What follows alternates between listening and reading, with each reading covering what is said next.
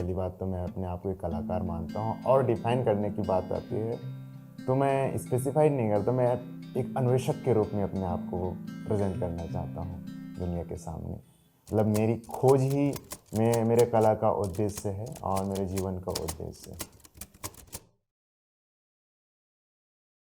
मेरी कला की शुरुआत तो बहुत पहले ही हो चुकी थी, मुझे भी ज्ञात नहीं है कि एग्ज़ैक्टली कहाँ से शुरू हुई। बट जहाँ तक याद है बचपन में जब खिलौने वगैरह बनाना होता था, तो मार्केट से नहीं खरीदते थे, हम खुद बना के खेला करते थे, वहाँ से मेरी कला की जर्नी शुरू हो चुकी थी। गाँव में जब भी समय मिलता था मैं तालाब के किनारे चला जाता था, वहाँ से मिट्टी निकाल के खिलौने वगैरह मैं बनाया करता था। सँभाल के तो नहीं रख पाया पर हाँ, दिल और दिमाग में हमेशा सँभाल के रखा है मैंने इसको। फ़िलहाल मैं माइकल जैक्सन का बना रहा हूँ। माइकल जैक्सन काफ़ी बड़ा पॉप डांसर एंड सिंगर थे और अपने आप में ये बहुत बड़ी इंस्पिरेशन है हर किसी के लिए। उन्होंने इस तरह से अपने आप को परफ़ेक्ट किए कि एक मिसाल बन गए।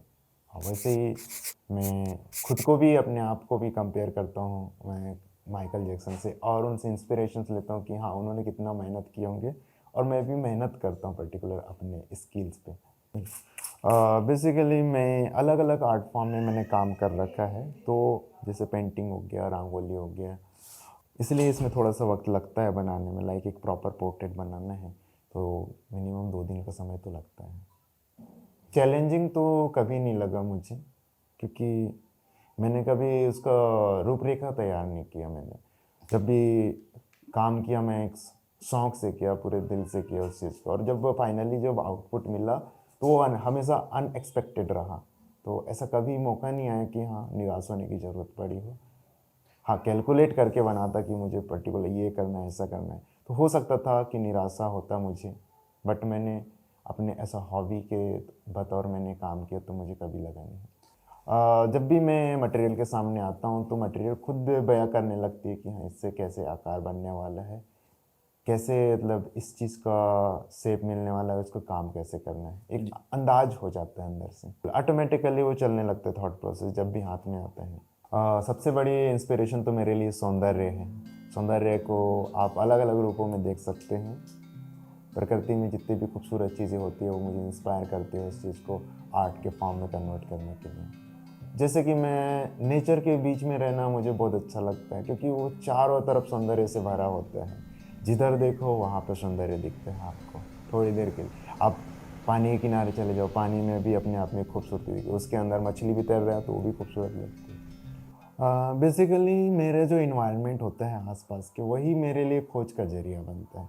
आप देख पा रहे होंगे मेरा रूम पूरा अस्त-व्यस्त बिखरा हुआ है, बट यहाँ पर एक-एक चीज़ मैं बता सकता हूँ कौन-सा मेरे काम का है। सामने वाले के लिए हो सकता है कि वो फालतू है, वो कचरा है, पर मेरे लिए क्रिएटिविटी का ज़रिया है वो। फ़िलहाल मैं स्कल्पचर में इस साल तो करीब-करीब 10 से 12 स्कल्पचर्स तैयार किए मैंने, छोटे-बड़े सब। पोर्ट्रेट करने में मुझे ज़्यादा रुचि आती है। वहाँ पर एक जीवंत कैरेक्टर हम सब सामने रखते हैं, तो वो ज़्यादा आकर्षक लगता है मन को। हाँ, कुछ किसी की तो कुछ सोच रहती है और कुछ लोग तो रेफ़रेंस के तौर पर आते हैं। जैसे कि मंदिरों वगैरह के लिए जो गुरुजी वगैरह के मूर्तियाँ होती हैं, वो बनवाना और कुछ घर में स्मारक के रूप में रखने के लिए बनवाते हैं। प्रोफ़ेशनल आर्टिस्ट तो मैं 2015 से वर्क कर रहा हूँ ऐसे, और बाकी शौक के तौर पे तो मैं बचपन से ही कर रहा हूँ। इसके पीछे बहुत बड़ी कहानी है, जिसमें से जिसको मैं बहुत शॉर्ट में डिफ़ाइन करना चाहूँ तो मैंने किसी को कोट किया था, यदि तुम रहोगे तो मैं साइंटिस्ट बनूँगा और नहीं रहोगे तो मैं आर्टिस्ट बनूँगा। और हुआ वैसे ही कि वो लाइफ़ में नहीं रहे, तो मैंने अपनी ज़िंदगी जीना स्टार्ट किया और ऐसा आर्टिस्ट लाइन में मैं कदम रखा। और ये आर्ट मैं अपने लिए कर रहा हूँ, किसी और के लिए नहीं कर रहा हूँ। फैमिली से सपोर्ट तो मिलता है, मोरली सपोर्ट करते हैं वो लोग और उन्होंने कभी ये नहीं पूछे कि क्या कर रहे हो, क्या नहीं कर रहे हो। उनको भरोसा है कि जो भी करेंगे अच्छा करेंगे और हमेशा यही तालीम दी उन्होंने कि जो भी करना सोच समझ के करना, हम हर जगह समझाने नहीं आएँगे। इंदौर के बाहर से भी आते हैं इंक्वायरीज़, अलग-अलग डिमांड रहती है, किसी को पेंटिंग की, किसी की स्कल्पचर्स की, तो किसी को शोज़ भी करवाने रहते हैं, लाइव शोज़। तो उस उसके रिगार्डिंग अलग-अलग जगह से कॉल आते हैं, जैसे अहमदाबाद, दिल्ली हो गया, जयपुर हो गया, बेंगलोर हो गया, बॉम्बे हो गया, इधर से भी इंक्वायरीज आते हैं और मैंने उनके लिए काम भी किया है।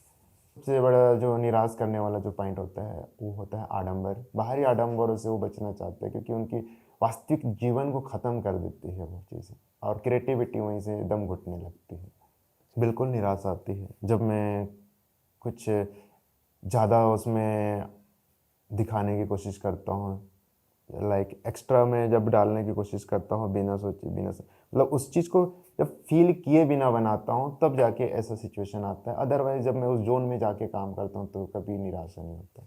जो टर्निंग पॉइंट वाली जो बात थी वो कॉलेज के दौर पे थे, थर्ड ईयर की बात है उसमें, जब मैं टीवी शोज़ कर रहा था मैं उस समय, और कॉलेज भी चल रहे थे उस समय। बहुत डिफ़िकल्ट हो चुका था मेरे लिए कि डिसाइड करना करना क्या है। सो मैं बट मेंटली थोड़ा प्रिपेयर था कि हाँ, कभी कला के सामने कोई चैलेंज रहे तो मैं क्या करूँगा उस कंडीशन में। तो मैंने खुद को बोल रखा था कि जब भी कला के बीच में कोई चीज़ें आएगी रुकावट बन के तो मैं उसको हमेशा के लिए ख़त्म कर दूँगा। पर अनफॉर्चुनेटली मेरा जो एजुकेशन है उसके बीच में आ गया, इसलिए मैंने कॉलेज की डिग्री थर्ड ईयर में मैंने छोड़ दी आर्ट के लिए। जी हाँ, मैं जिप से भी पेंटिंग करता हूँ। ये थोड़ी-सी यूनिकनेस है मेरे लिए, और इसमें काफ़ी चैलेंज भी था इसकी जिप से बनाना और विजुअलाइज़ करना। इतने लिमिटेड समय में बनाना रहता है। बनाने को तो टाइम लेके हम बना सकते हैं, बट आपको 4 से 5 मिनट में बनाना है।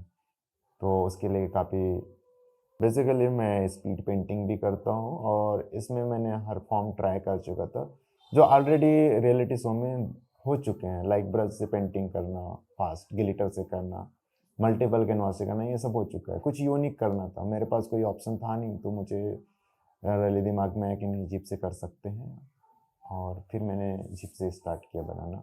इमेजिनेशन बहुत खूबसूरत चीज़ें हैं, आपको बैठे-बैठे हर जगह की सफ़र करा देती है। हाँ, डिफ़िकल्ट समय तो रहा यहाँ तक का सफ़र करने में, और सबसे बड़ी समस्या यहाँ पे फाइनेंशियल इश्यूज़, और सेकंड समस्या ही हमारे एग्ज़ाम क्वालिफ़ाई करना, ये सब चीज़ें, लाइक जेईई मेंस की तैयारी कर रहे थे। तो जेईई मेंस में क्या रहता है, पूरी तरह से इंसान घुस जाता है, और उस समय पढ़ाई के बीच में कला ना हो पाना मेरे लिए बहुत डिफ़िकल्ट समय रहा। मतलब एक घुटन होने लगती थी बिना ड्राइंग के।